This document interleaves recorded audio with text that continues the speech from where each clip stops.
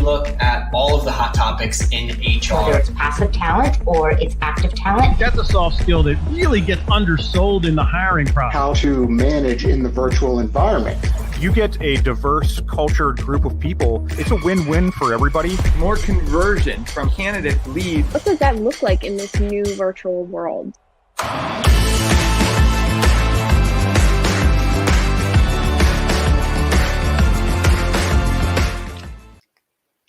I love it. The intro video here never gets old, always pumps me up, always gets me energized. I'm happy to be here.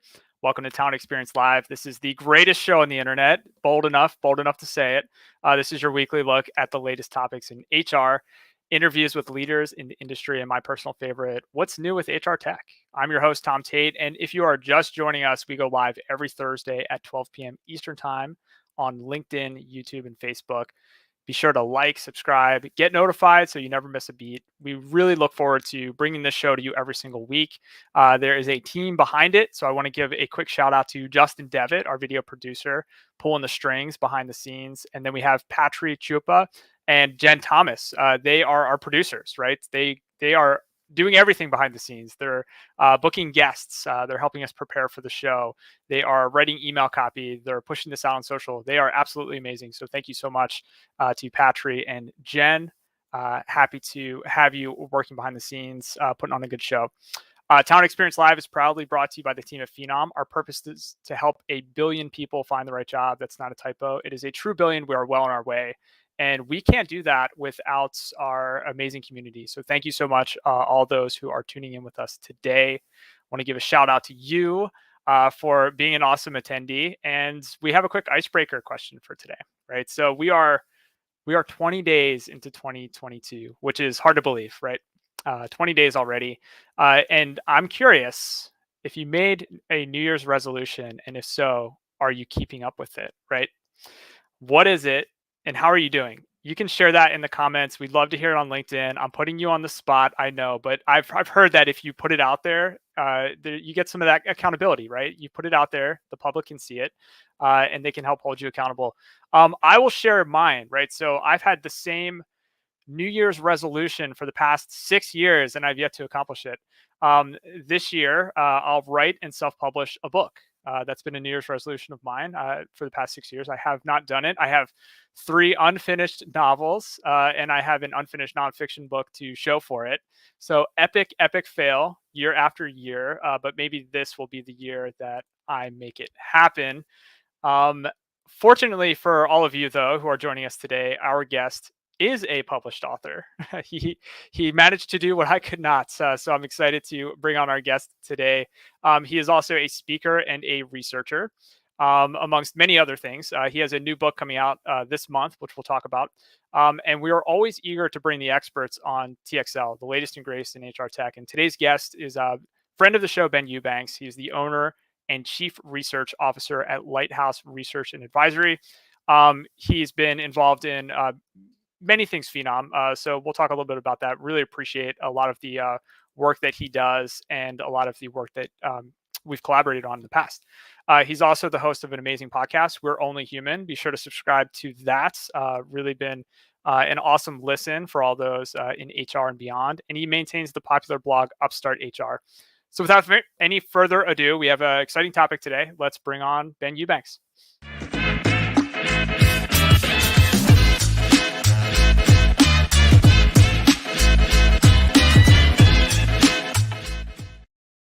Hey, Ben, welcome to today's episode. Hey, Tom. So glad to be here. Look forward to a great conversation, and it's going to be a ton of fun. Yeah, it's going to be awesome. Real quick, I have to ask you, New Year's resolutions, do you make them? And if so, how are you doing this year? I sometimes make them. Maybe I should resolve to make more resolutions. I don't know if that's a thing. This year, my resolution has a caveat attached to it, so I'm still waiting for that caveat to let me free. But I'm going to drop off caffeine again. I've done it Awesome. a couple times, and I always feel different and go through weird, funny withdrawals, and I think differently and everything. So it helps me be creative, I think. But yeah. I'm going to get off caffeine once the kids get back to school, because they still haven't gone back consistently since we came back from the holidays. Yeah, yeah. I've always tried to drop caffeine, and then that life event happens where you just have to invite it back into your life. So hopefully you Yes. have better luck than me there as well. In on Talent Experience Live, we always want to know, how do people get into HR? What did their journey look like? And we always have this saying. We always say, no one really grows up wanting to be in HR, right? They never really grow up saying, "Oh, I really want to be in HR when I grow up." And I was reading the preface of your book, right? And you kind of opened up the preface of your book saying, that you knew that you wanted to work in HR before you even knew what HR was. So I was hoping Yes. you can elaborate on that. I'd love to hear just a little bit of that story, and how did that lead you to what you do today? Absolutely. So we'll have to make sure and get the link from the previous episode on TXL into the the links Yep. on social so people can find that one, because I talked through the whole thing. But the quick version of that is the funny version is I'm the older middle of four boys. So I didn't have the position authority of being the oldest and telling everybody else what to do. So just like HR and talent leaders, right, I had to try to find ways to make people do things they didn't want to do without having all the authority. So that's the funny version. The truth is, when I got into the workforce as a young person, just trying out any job I could get, I noticed quickly that every company I worked with had trouble keeping the right people. They had trouble finding the right people. They had trouble figuring out how to compensate them fairly and train them. And I thought, if I could just figure some of those kind of things out, I wanted to be in the managerial kind of space anyway. If I can figure those things out, I'll always be in demand. And so when I got to college, I had a chance to learn about human resources, and I'm like, this is what I've always wanted to do. And so that was a fun moment for me to realize that I thought that I was blazing this path. No one had ever gone that way, and apparently someone else had already blazed it before me. And I got a chance to jump into this profession, and it's something I love with a fiery passion. And the only reason I stepped out of day-to-day HR after doing it for years was because I wanted to make an impact on more organizations than just the employees that were kind of under my span of control. And so I got a chance to step out, and now I get to help HR leaders around the world to make their workplaces better. I love it. Yeah, we appreciate your passion here at Phenom, and I know you have so many fans and followers who appreciate it as well. I'm a huge fan of your tech talks every Monday, and it's great to see that come through. So it's really awesome that you're able to bring that passion to all of us. Thank you. And one of the areas that you are passionate about is artificial intelligence, which we'll talk about today. We're going to cover it. We'll cover some of the deeper topics. And a lot of this is kind of precedented by the second edition of a book that you have coming out this month, Artificial Intelligence for HR. What Yes. inspired you to write a second edition? Maybe you can tell us a little bit, how when did the first edition come out, and how much has changed since then, and kind of what inspired you to want to take a second pass at this? Well, I'll tell you, it's funny because I'll tell you the behind the scenes look at this. The publisher actually, I reached out to them last year and said, hey, I don't have much insight into this. As someone who writes a lot of content, and I can see how that does on the internet right now, I can go and check stats and things. The publishing world is like this black hole, and you just don't know what happens. And so I said, hey, was the book a success? I think it turned out well, but was it a success? And they were ecstatic. They were thrilled over there, but no one ever happened to let me know. Yeah, And so sure. they said, hey, would you want to do a second edition of this? And I said, well, yes, absolutely. If I'm writing a book about science or about history or about math, right, the book last year and the book this year are going to be pretty similar.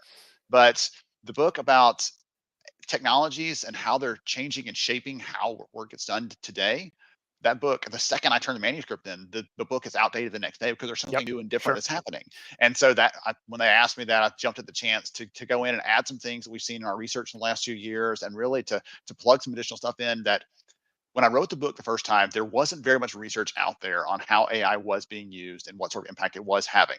It was a lot of, we think this, we expect that, forward looking. And so it was a lot of fun for me to be able to go in and plug in some of the data. And we'll probably get to some of that today, some of the research we have. It was so much fun to go back and plug in some of the data. And by the way, I've got to do the picture, right? They've got to get a Yeah. screenshot out there, everybody. So Yep. just to prove it's there. And so, yeah, the book, 10-20% of it is new and different content. So Awesome. adding some things to it. So if someone read it the first time, some things will be very similar, and some things you'll get new case studies, new examples, and you'll be able to really hopefully answer more of those questions around some of the things that have cropped up in the last 2 years as people got more mature too, like what is bias and how does that fit into this picture and those kinds of things.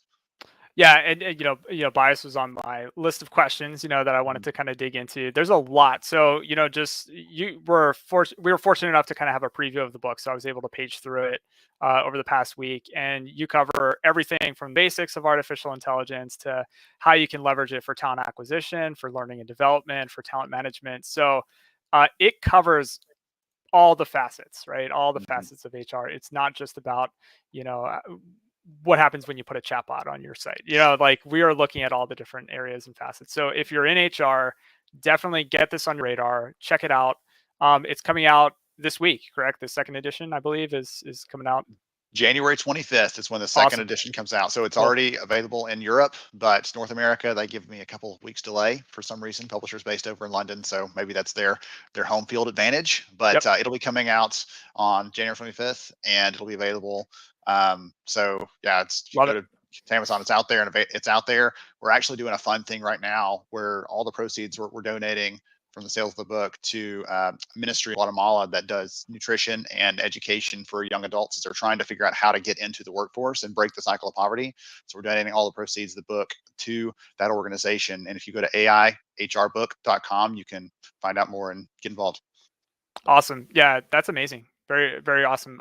So let's talk about some of the topics, right? I would assume that when you first wrote the initial edition, organizations were still having the to AI or not to AI conversation.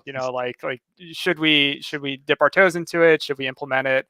I feel like we've gotten beyond that, right? Where most mature organizations, they're realizing that AI to some extent is a necessity, right? To scale and to build efficiency and personalization into your practices, right? So I was hoping, our conversation really, we're not trying to sell people on using AI. Really, we're going deeper to talk about, now that we know that it exists and we starting to understand what it is and how it can help us, how do we implement it the right way, right? How do we execute it? What are the best practices now? So I think we can go a little bit deeper. So when we're talking about talent acquisition, when we're talking about recruiting processes, one of the things you really talk about in the book is how important it is to make it explainable and transparent.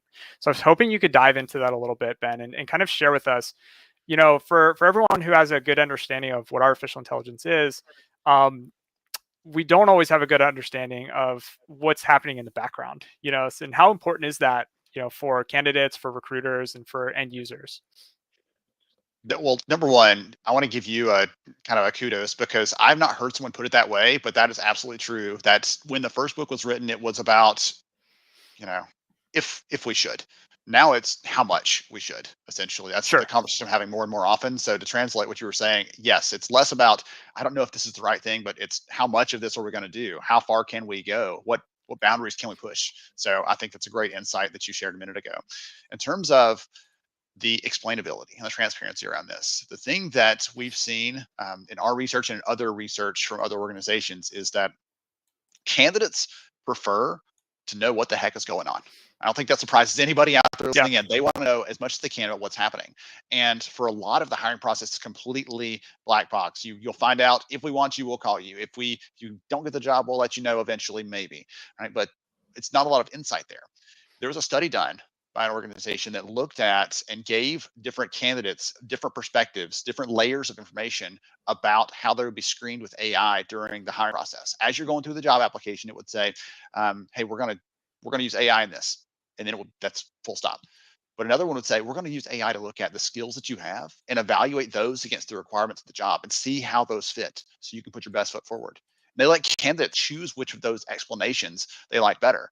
One that was kind of very dry and dusty, or one that really explained to them practically how the things they were doing in this assessment or in this screening process or in this automated phone screen would allow them to be considered for that job. And candidates actually preferred the one that gave them a little bit of insight. Again, it's not about here's all the variables and we're going to give you a crash course in regression analysis. It was just the basics of here's what we're evaluating and how we're evaluating it to make sure that we are being fair, number one, but also number two, giving you a chance, your very best shot at being considered for this role. And candidates actually preferred that kind of explanation.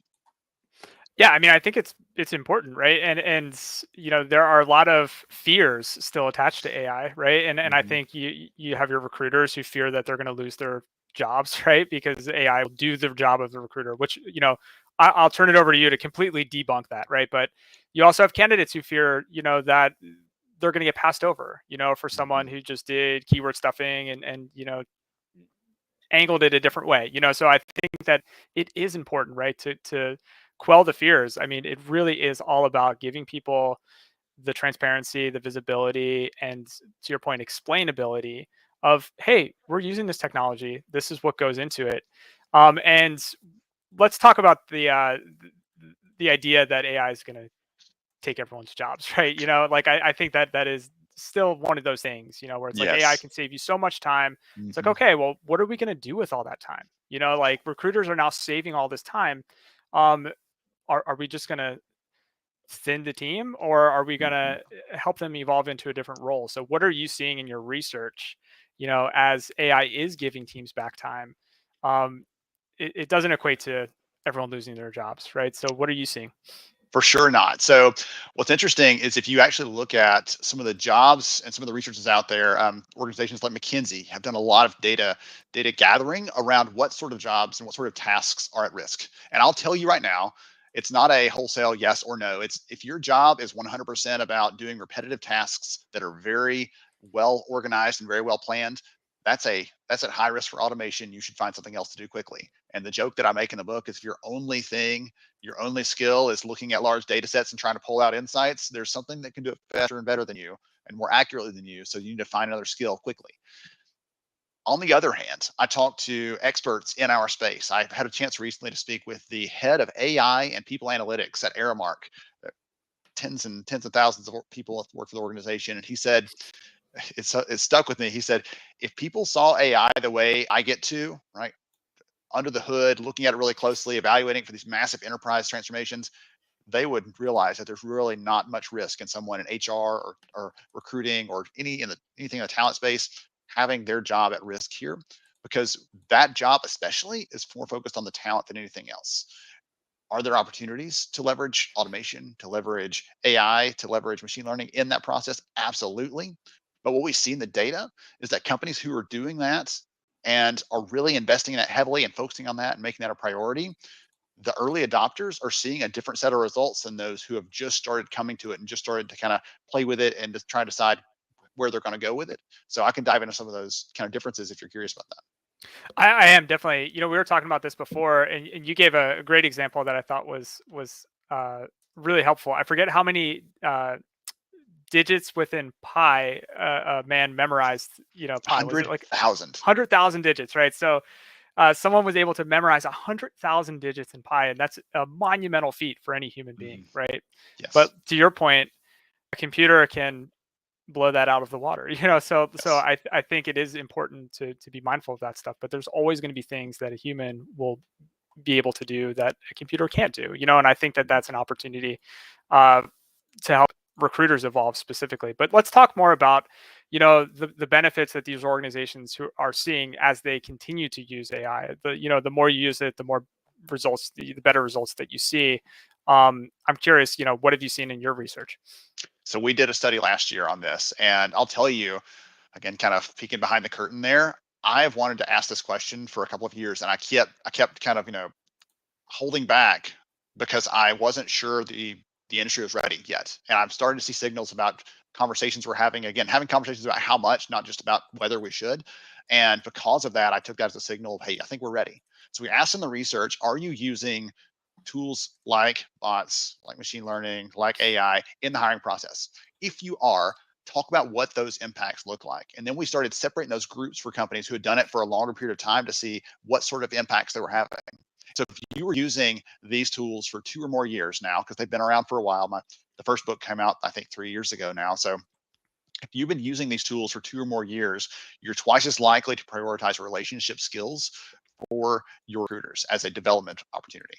So you're spending more time, again, not dumping them out in the street, as you kind of hinted at, right? It's about how do we make sure that your time is really well spent with those conversations you're having, because we have a tool that we can hand off some of those things that you used to have to get bogged down in. Now you can focus on the relationships.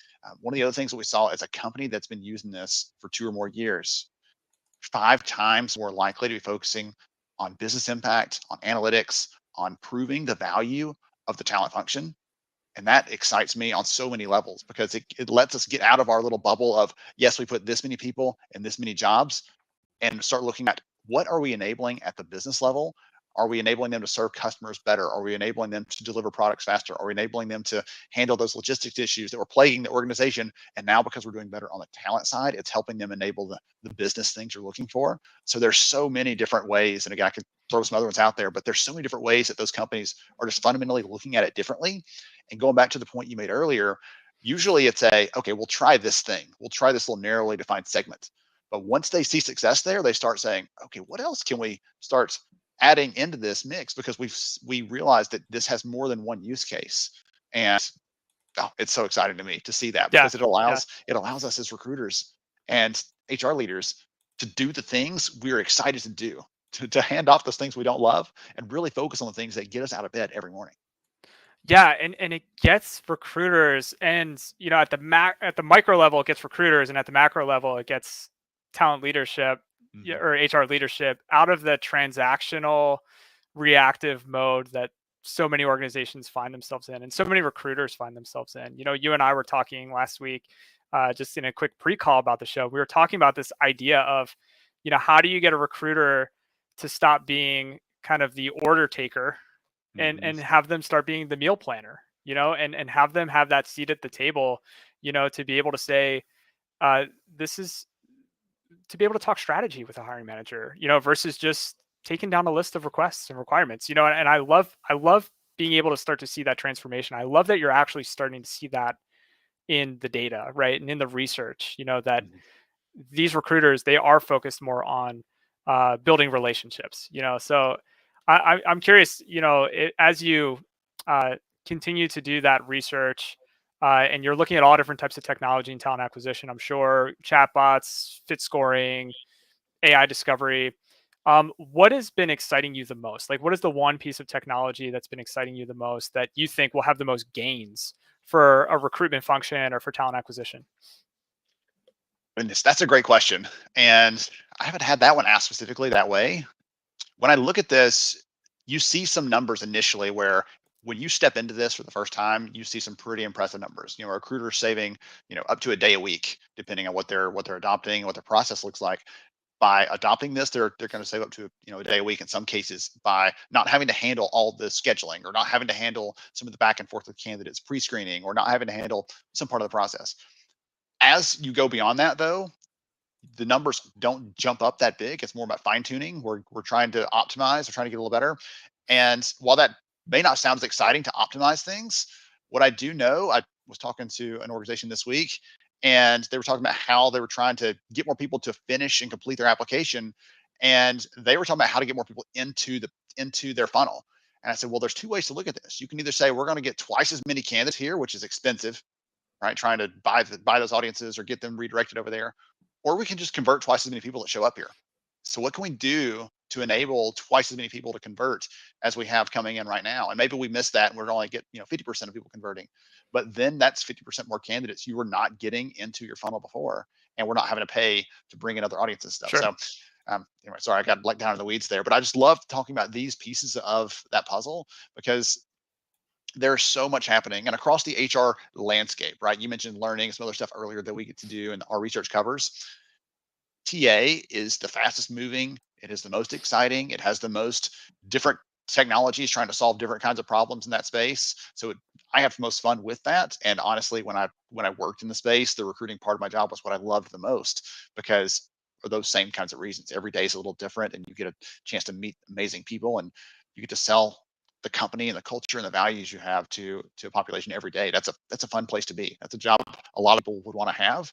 And the research right now shows that companies are starving to find really good recruiters. So it's a chance to come in there and say, hey, I know the tech, I know the tools. Oh, and by the way, I can also do the relationship piece. I can also do the soft skills piece. And so that's what sets you up for success if you're a recruiter or you're a TA leader moving up the ranks.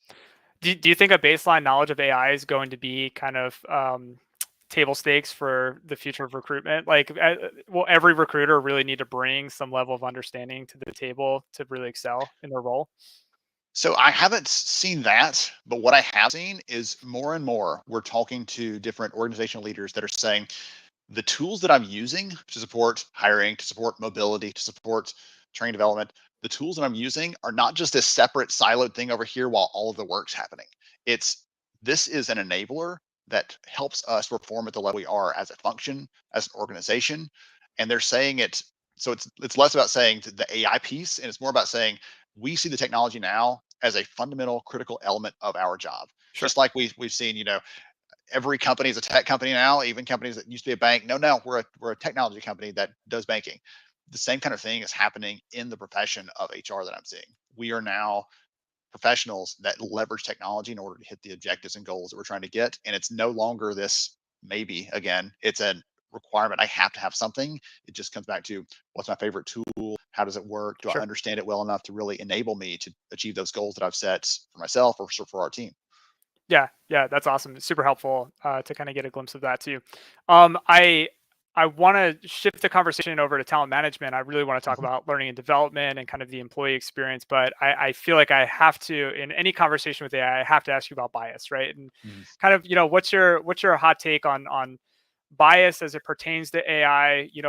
In your conversations and your research, what are some of the things that are swirling around that topic? Just kind of curious if you have a quick take on that.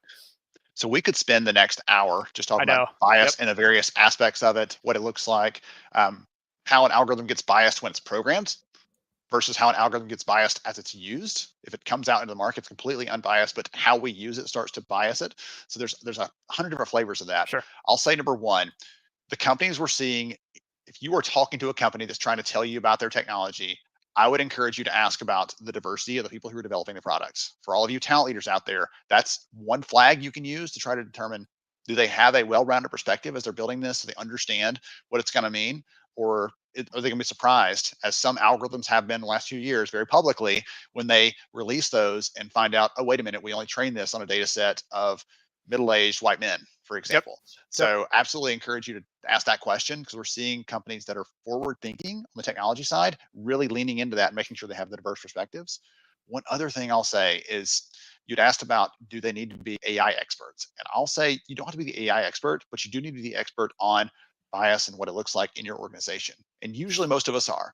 But when you are talking to a company about what things their tools are considering when they're matching a candidate against a job, make sure those are things that are actually relevant to the job. Those are things that are acceptable to rank. Because if it's looking at someone's zip code or at someone's college that they went to or things like that, well, those can be a proxy for someone's socioeconomic status, their demographic background. We can be careful with those things, but you're the experts out there. And so it's up to you to kind of throw the flag when you hear those things and just be looking for that at all times. I don't think that's a difficult ask, because it's part of our job description. It's not something I'm asking you to do in addition to. It's already in your job description to do that, and that will let you be the expert in your organization. And I'll tell you a quick example of a company. Takeda Pharmaceuticals. I got a chance to interview one of their lead recruiters very early last year, and she said, hey, I was the diversity person, who asked me about diversity recruiting and hiring, but she gained such a reputation for thinking in a very forward-thinking way about that she started getting calls from their clinical trial people saying, how do we make sure we have accurate representation in our clinical trials? And then she got calls from supplier management saying, how do we in our procurement processes make sure that we're being adequately diverse in how we're doing these selections? And so she became the expert, not just in talent, but in other areas of the business, enabling them to do that better. So I think our expertise there doesn't just have to be confined to, did we make the right choice in this hire, but do we also make the choice organizationally for whatever decision we're trying to make? And you can serve as the expert for those kind of things. Yeah. Again, we can spend the next 30 to 90 plus minutes just talking about bias, right? But I do want to make sure we allocate enough time to talk about kind of the employee experience and recruiting from within, right? And I think this is one of the most underserved areas in HR right now, really understanding your internal employees, your internal workforce. I don't even want to mention the Great Resignation. I said on the last episode, anytime we talk about the Great Resignation, we have to follow it up with actionable items, so we're not just waxing poetic on it, but we're talking about what we can do about it. But let's discuss AI when we're really applying it to learning and development, to employee experience. You had an awesome session at IMHR, which was our virtual events, where you did focus on this. So we'll make sure we drop a note in the links here as well too, so people can check that out too. But I was paging through the sections in your book, and I noticed one quote. We need better technology to help managers understand how to support their people in a variety of situations, from growing their career to enabling their performance and beyond. And another quote, if you don't know the skills people have, how can you target gaps with training? How can you promote open roles to the right people if you aren't aware of the capabilities of your existing workforce? So to me, just paging through the book, it seems like awareness and visibility is a huge theme for employee experience, for talent management. What are some of the other themes that you discovered when kind of working through some of those sections as it pertains to AI? Goodness gracious. So 10 things occur to me. Number one, Yeah. we did 2 different studies last year. We did multiple, but one of them with TA leaders and one with learning leaders. And we asked both of them how they're trying to solve that problem around internal mobility and development, career growth. And both of them said transparency, but in different contexts. Okay. So recruiting leaders said, we are trying to use the tools we have to make it apparent to internal people what opportunities exist. Because that the low-hanging fruit is, by the way, this job's already here. Just go apply for it if you're internal, right? But Sure. some companies still haven't even done that yet. The way that learning leaders were doing it is, we're trying to make our career paths transparent so that people, when they are trying to decide what's next for them, they have some options there. I think it all comes down to, at the end of the day, though, the value of AI in this is putting the power into the hands of the individuals that are trying to make their own career decisions. Or it's about enabling those managers to have better conversations there. In the perfect world, Tom, if I could just wave my magic wand, every manager would sit down with their people at some point today and say, Yep. what do you want to be? What do you want to do next? And how can I enable you to get there? None of us live in that fantasy world with unicorns and rainbows. Yeah. So we have to depend on something else to help enable that. And AI tools can see the entire breadth of roles across an organization. They can see the associated skills with those roles and help me figure out, hey, I'm a 40% match for that one, but I'm an 80% match for that one. And that actually sounds really interesting. I'm going to go and try that job out and see what happens. And giving me the power to go and kind of select into those. In the past, that wasn't available. You had to depend on your manager. They were the gatekeeper for everything. And increasingly, we're seeing organizations that say the value of mobility inside the business is so powerful that we're going to give this control back to the people to let them make some decisions there. And you mentioned the great resignation. Yep. We did some research on that, by the way. I'll give you some actionable something out of that. So just so that I can cover your rear end this time. I can't do it every time, Tom, but I'll cover your rear end this time. Just this time is fine. Goodness. We saw in the data that people were saying, it's not that we're resigning willy-nilly, that we've got one foot out the door and we're waiting for that one match on the powder keg to just make us leave. People are saying, we made different decisions. We have different priorities. We see things differently than we did before this because we had a moment to reflect. And one of the things in that study that we saw, people said the number one thing you're looking for at work is more flexibility, more autonomy, more choice. And so that comes right back to this conversation around careers. Instead of saying, nope, you're in this box, we're putting you in this box and you're staying in this box until we tell you you can leave it. People are tired of that. They want to feel like they have some more decision-making power, some more autonomy. And this is a great practical way to give them a little more control over what's possible and what's next for them. Yeah, I love that. One of the things that I've reflected on with the Great Resignation is really just how many people discovered their own agency. Like I have agency, right? I can decide that I don't want to do this anymore and I want to do this other thing. It's a very simple prospect. It's like I can make this decision, right? And you're able to see these different options. And one of the things that AI enables, right, is the ability to see pathways that the human eye couldn't see, right? Because we are trapped in that linear view of, I'm a junior developer, so then I'll be a developer, and then I'll be a senior developer, right? And then maybe I'll be a manager of developers. But I think when you're looking at the data at the scale that AI can look at, and all of a sudden it's like, oh, wow, that's surprising. Many of our junior developers go on to be UX specialists. It's like those types of pathways, those types of correlations where two roles might share so many similar skill sets and you just didn't realize it. It's not like we're telling people they can be anything they want to be. We're illuminating opportunity that they just might have not seen before, and even the managers might have not seen before. It's really amazing. Like that's what kind of blows my mind. When I get excited about thinking about the potential for AI in the employee experiences, that it can now analyze the mobility of an entire organization using historic data and really illuminate some of those surprises.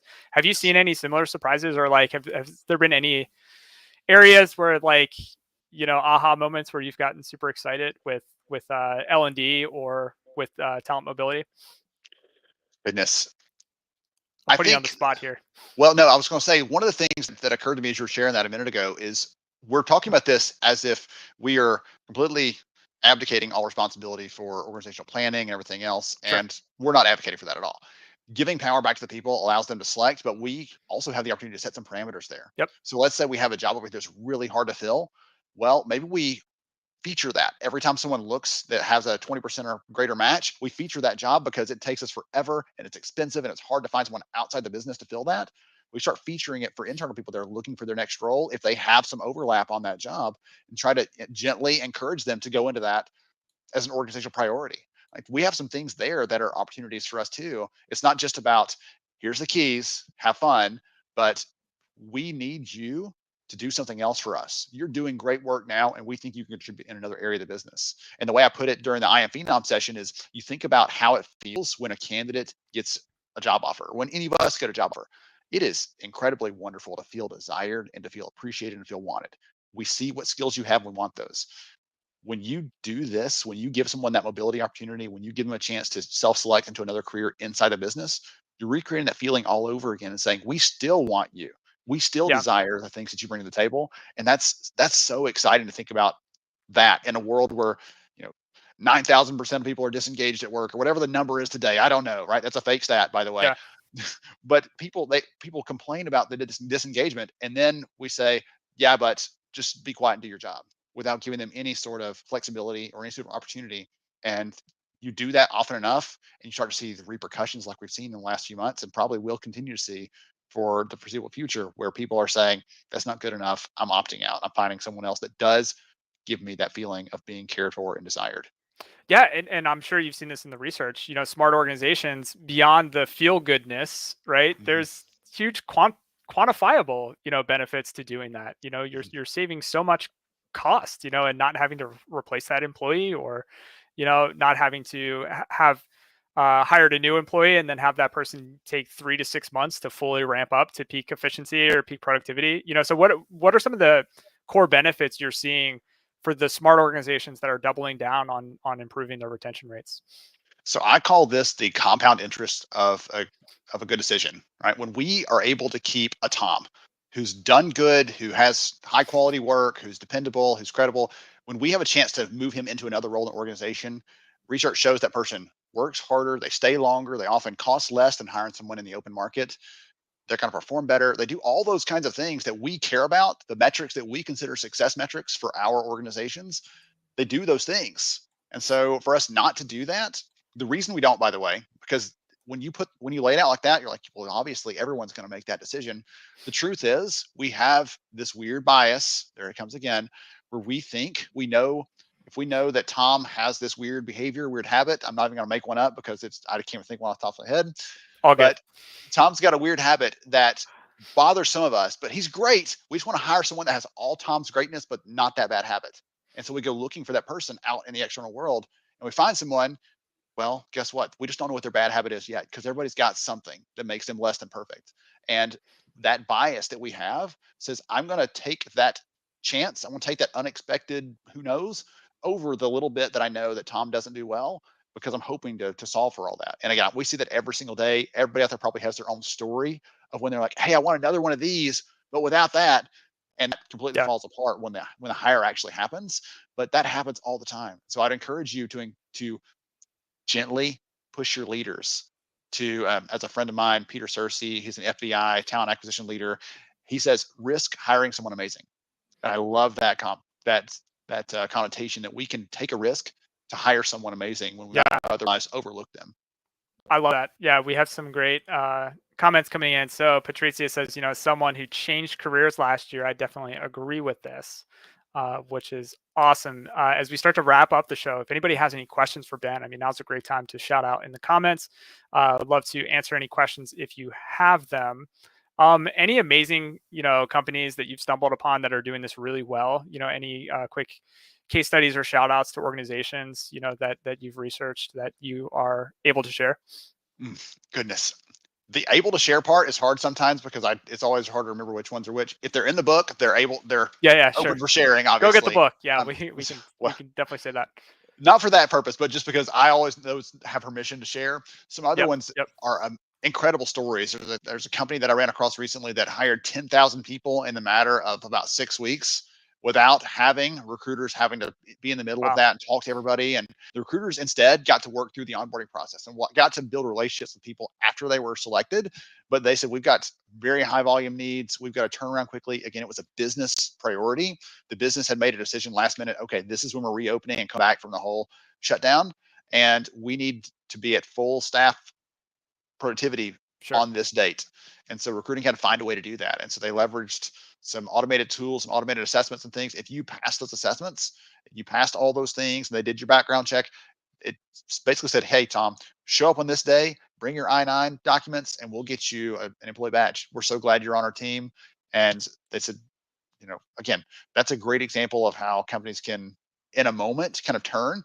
And instead of the recruiters having to pay incredible fees to be able to do that, or having to work incredible amounts of overtime to do this, or staff up the recruiting team, all those things, they were able to do that by using technology. And the recruiters got to instead spend their time meeting those new people, helping them build teams, helping them connect with hiring managers and build deep relationships, because they didn't have the time, the luxury of going through the steady methodical process and hiring people a couple at a time and doing a cohort of, no, they had to have thousands all at once. So Yeah. it's a great example of how we can use these tools to solve real problems, not just in our bubble as talent leaders, but problems the business is bringing to our feet, saying, please help us with this, because otherwise Yeah. it can't get done. Yeah.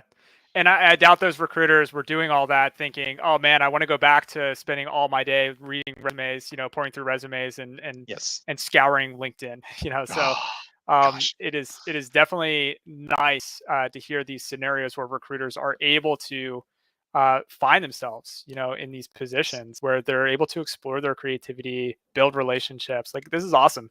Eduardo in the chat is shouting out Johnson and Johnson. J&J is a company to look at. So I have a couple of friends who work for J&J, and they've had nothing but positive things to say about their employee experience. So awesome. Thank you, Eduardo. Ben, as we wrap things up, anything we missed? Any final, there's plenty that we missed, but is there any final thoughts or, any highlights of the book that we didn't cover today that you want to make sure we share before we sign off? We talked a little about development and mobility. We talked about recruiting. The only thing we didn't really talk about is really engaging people. And I know companies right now are trying to figure out, especially if you're remote or hybrid, like, how in the world do we actually connect and engage with our people? And some of the things we're seeing there around AI allow you to see every employee at a very granular level. Instead of getting a survey response back and saying, well, 70% of our people are this. The moment you say 70% are this, the other 30% of people don't matter, because you're not measuring them. You're not looking at anything that matters to them. And so to get more granular, in the past, that wasn't possible. Humans can't do that. It's just physically impossible. But the tools that are out there, voice of the employee tools and natural language processing tools, can allow us to really see the perceptions, the challenges, the issues, the topics that they're worried about, and allow us to make more targeted interventions. So reducing our time from finding out what the problem is to actually acting on that problem. Again, that's an exciting part for me, because we get to really dive in and take care of people. Whether you got into this space because you like people or not, I don't really care. Some people have strong opinions about that. What I care about is serving those people. You're here now, let's serve them anyway. And that gives us a chance to really do this in a way that makes them excited to come to work. It makes the managers excited to have a team that's thrilled to be at work. And it allows us to be the hero as HR and talent leaders. That's such a fun place to be. Yeah, and that momentum just continues to grow, right? And that's super exciting. So Ben, thank you. This has been incredible. What is the best way for folks to discover you and follow you on the internet? Goodness gracious. You can go to thebeneubanks.com. You can find some stuff there. If you Google me, you'll find all the good things for Lighthouse, the work that we do, the research we've mentioned today. And as I mentioned earlier, we're donating all the proceeds from the book sales to the Guatemalan missionary missions, Buena Vista Ministerios. AIHRbook.com is how you get that. And we'll give you all kinds of goodies as a bribe. That's only going to be available for a few more days before the book actually goes live. So get it now. Awesome. Yep. Artificial Intelligence for HR, second edition, coming out this week. Definitely check that out. Ben, you're one of our favorite returning guests on TXL. I already can't wait to have you back. So thanks again. Really appreciate your time today and your expertise. You always bring it. And I hope that you have an amazing week, and we'll catch you on the next episode. Thanks, Ben. Thank you so much, Tom. Appreciate the opportunity. Totally. Well, there you have it. We talked all about AI. We covered a ton of topics. Really appreciate it. Ben is such an awesome guest, and we would love to have him back already. Thank you all for joining us for another episode of Talent Experience Live. Thank you for all those who chimed in to the chat. Jen, Patrizia, Eduardo, really appreciate it. We've got Tony in there as well. Really appreciate it. Thanks again for joining. Thanks for your time and attention. As always, remember to join us next Thursday, 12 p.m. Eastern Time, live on LinkedIn, YouTube, and Facebook. Like us on your platform of choice. Subscribe, get notified, keep the conversation going. If you're watching the replay, don't hesitate to chime in the comments. We'll still be in there even after this live recording is available on demand. Again, have a safe and awesome weekend.